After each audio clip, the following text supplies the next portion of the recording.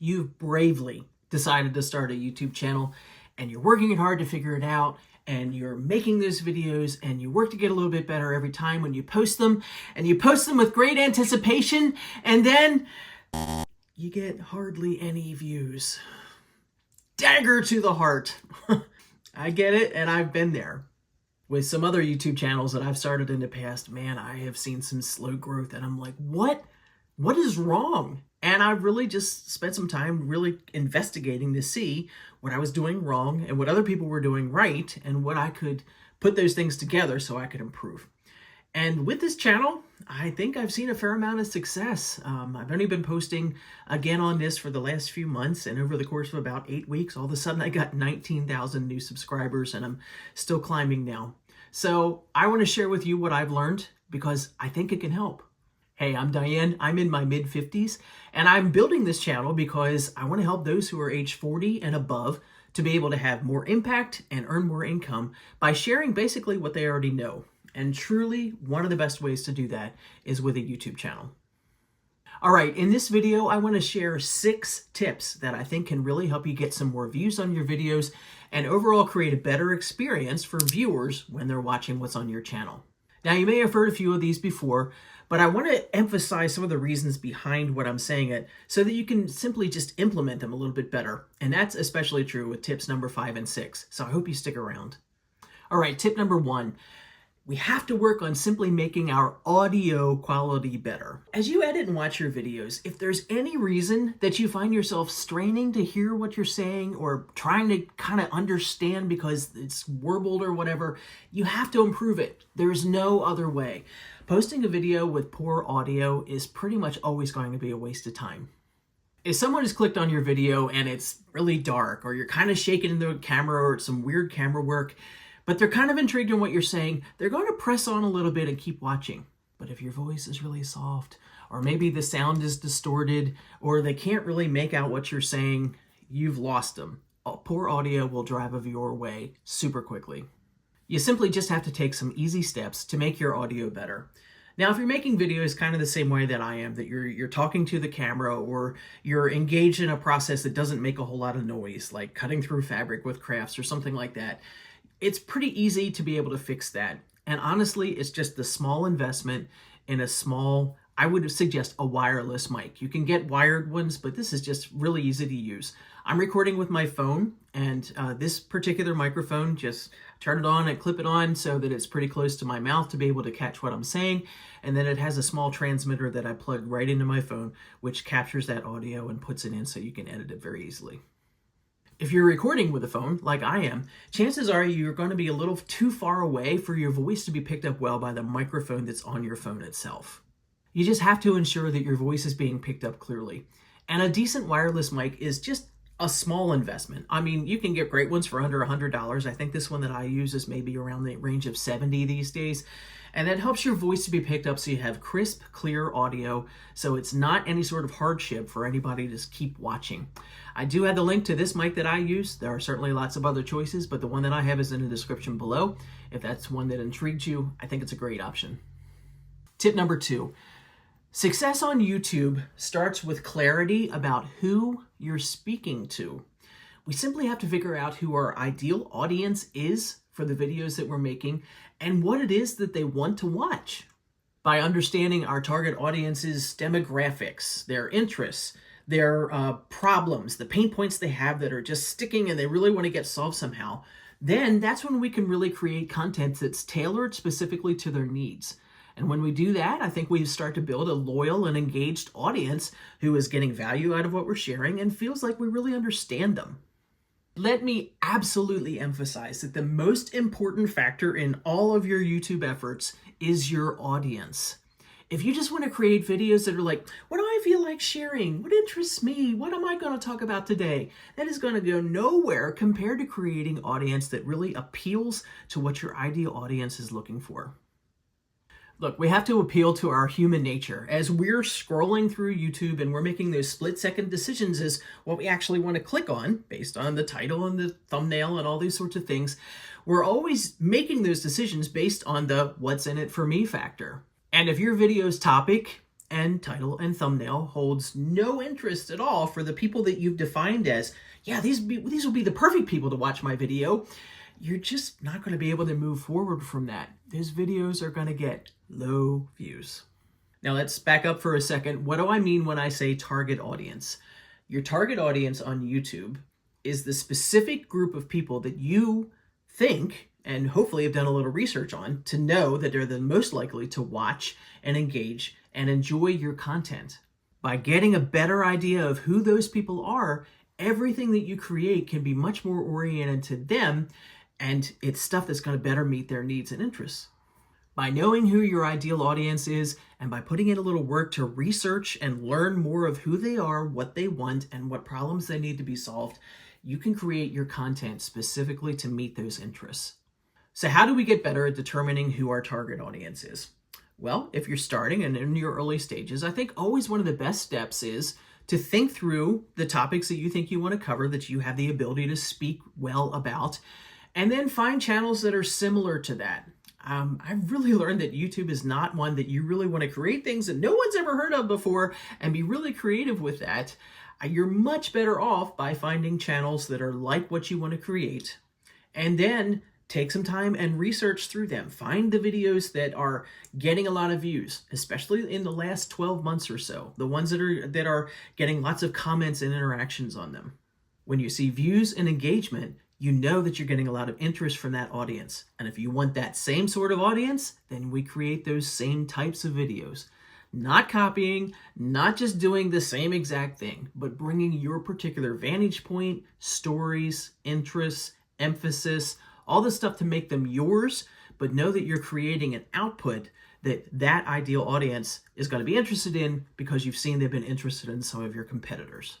As you're doing that, give them reasons to say, oh, I think you're credible. Oh, I think you know what you're talking about. Oh, I'm kind of entertained by how you talk. And give yourself that differentiation from your competitors, but give your viewers the reason to think that they can believe what you're saying and it's worth their time. Once they get to that point, then we encourage them on in the magical hit that subscribe button hint, and the magical like the video and leave a comment. And I have other videos that might be able to help you too, and watch this playlist. Once we engage the ideal audience, then we keep them going. So now that we're dialing in on who the ideal audience is, we have to start thinking about what they want. And that brings us to tip number 3. Most YouTube channels have one of 3 big main goals: to educate, to inspire, or to entertain. If you're following along with my videos, I think you can see that I fall pretty squarely into the to educate realm. So I'm loving the opportunity to serve my audience of people who are primarily over the age of 40, who want to expand their influence and grow their income by sharing what they already know.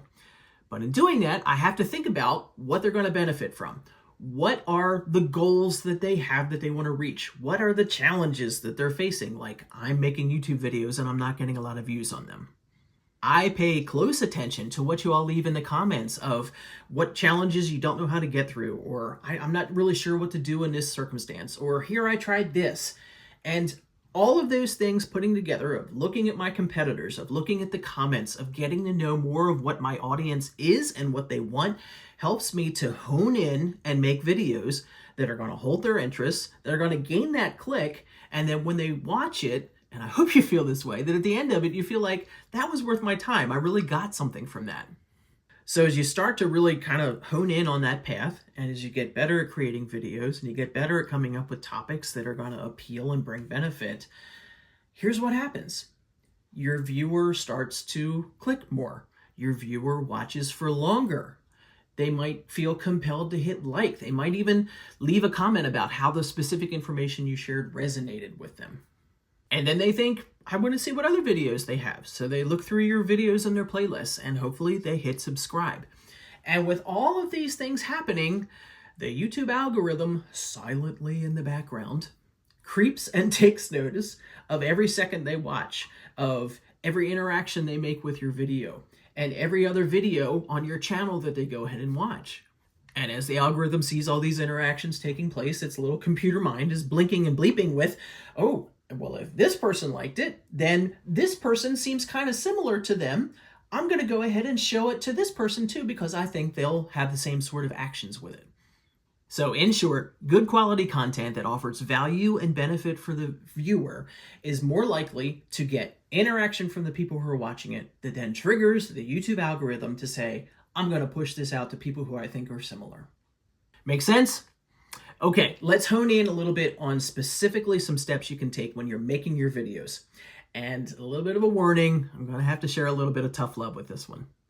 Tip number 4 is you have to use the first 15 seconds of your video to capture the viewer's attention. If you don't hook them in that short amount of a time frame, you've lost them and they've already moved on. Lots of YouTubers say it's the first 30 seconds, but honestly, I think that's way too generous. 15 seconds is the absolute max of when you can capture the attention. Always, we have to consider our own viewing habits. If you're scrolling along and you've decided to hit play, and if you're not getting what you think you were expecting in the first 15 seconds, are you going to ooze generosity and sympathy and always think, oh, it might get better, I'm going to keep watching it? No. So what has to be in those first 15 seconds to give your viewer the incentive to keep watching? Well, I think it needs to be a combination of a few important things. First would just be something as simple as energy. Don't be a mope. Don't be shy. Give them the idea that you've got life and some energy and something that's worth it for their time. Then I think we always have to think of intrigue. What are we doing to capture their attention, to sort of open that loop in their mind, that they have a question that they want to keep on going because somehow they want to get that question answered. Creating intrigue and interest is always going to be an important point. Then honestly, I wish I didn't have to say this, but I see it a lot. Just be pleasant. Just be friendly. Don't be so intense and scary with what you're doing that you scare them off, or be like so scared that they're like, okay, not going to watch this one. And then I couldn't really come up with a good word, so I made one up for this one. Worth itness. We have to give them something that gives them an idea that if they invest their time, that eventually it's going to be worth it and they get a payoff of some sort of benefit. So when we're looking at those all-important first 15 seconds of the video, here are some things that I see a lot that just don't bring that worth itness. Hi, welcome to my channel. I'm so glad you're here. Or starting out with a pre-recorded little clip that really does nothing, and you might think it's entertaining or cute or whatever, but what the heck is your viewer getting from it that thinks that, oh, I have to sit through this? Oh, hi. Oh, I don't think my hair looks that great today. I'm so silly. I'm just a mess, but hey, we're going to keep going. Hi. All right, just with those first ones, I know I've stepped on a lot of toes. But hey, I'm here to tell you the truth. And look, I'm sure you can find exceptions to the rule on all of those things and have some examples of what I just said that, oh, well, this video actually did get views. But the bottom line is you have to treat the first 15 seconds of your video as absolute gold and give the value and the energy and the pleasantness and the worth itness for the person to want to keep watching. Because if they don't, making the rest of the video really isn't even worth it. We have to give them the reason to keep watching and to like and to subscribe and comment and become a fan of your channel. Look, if you want to have the little fancy pre-recorded intro thing, fine. But put it like 30 seconds in. After you've delivered that introduction that gives them the reason to keep being pulled in. Give your viewer big but not scary energy and a big smile and something that raises their curiosity and makes them keep sticking with you. All right, I'm done stepping on toes. Number 5, have genuine affection and admiration for your community. Now this one, I think, hopefully comes pretty easily. Just care about your viewers. They're real people. They might be watching your video because they have a real problem and they think that you have some information that might be able to help them to solve it. Care about the fact that you want to help them to grow in something that they're interested in.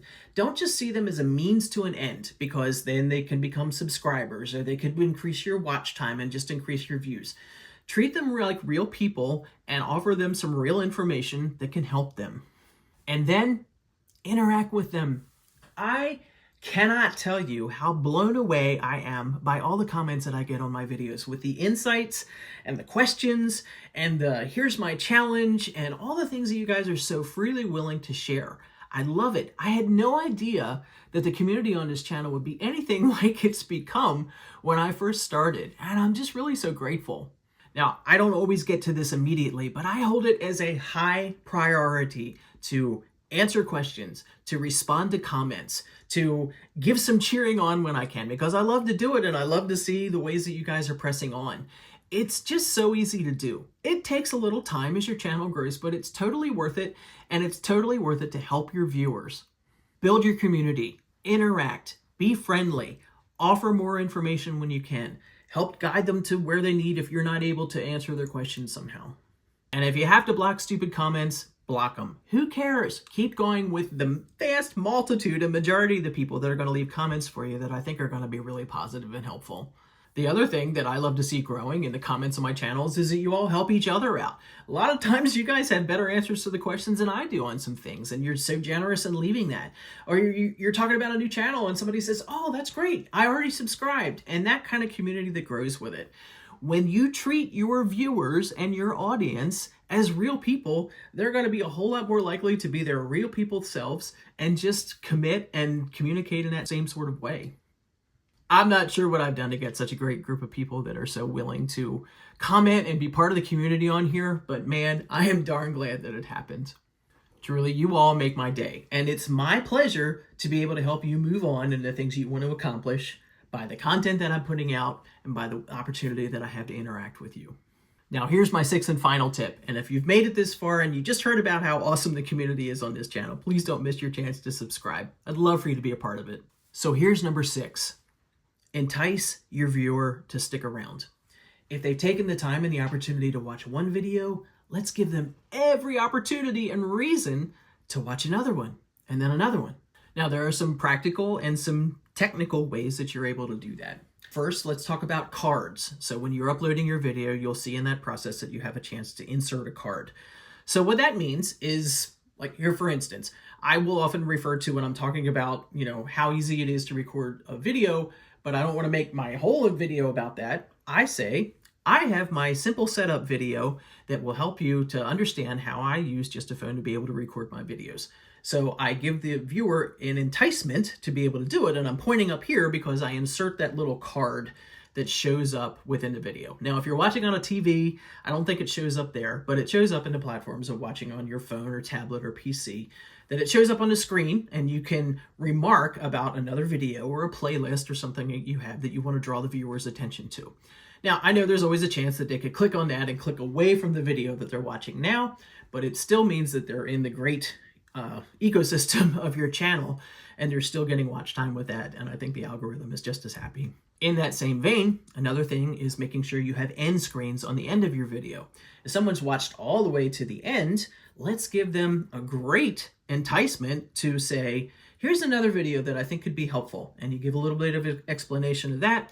And again, in the upload process, you have the opportunity to add an end screen, so you choose specifically what shows up at the end of your video. That can be another video, that can be a playlist, that can be the option to subscribe. And I think in my early ones went a little crazy and added everything because I'm like, let's give them all kinds of choices. I don't think that's the best route. I think we give like 1, maybe 2 choices, and I will usually just end with like, here's my playlist, or here's another video that will help to explain this more, and then I pop my subscribe button up over here.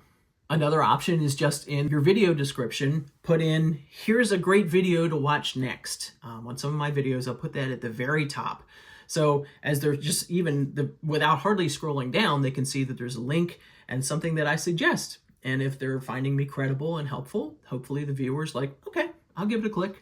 I also really encourage you to make sure that you have your videos organized in some sort of topical playlist. If someone sees that you have other videos that are along the same line as the one that they've just watched, that's really a great incentive for them to keep going. If you make it easy via a playlist for them to find those other videos, I think you've set up a great scenario for them to keep watching, which is great for them and for you. There's a bunch more ideas of what you can do to be able to grow your channel, and if you want me to talk about some more of them, I'm happy to do so. You can just leave that in the comments. But I hope these 6 have given you some ideas, and I hope you've seen some pathways for you to be able to implement them and actually put them into practice. I really want you to see good things coming from them and to be able to get more views and more subscribers. And speaking of end cards and playlists, have them both wrapped up here in one. As we conclude here, I do have a growing playlist of videos on how to succeed on YouTube when you're over the age of 40. So if you've gotten any benefit from this video, I hope you'll check out some more there. I think they could be helpful for you. I just want to see you succeed and grow.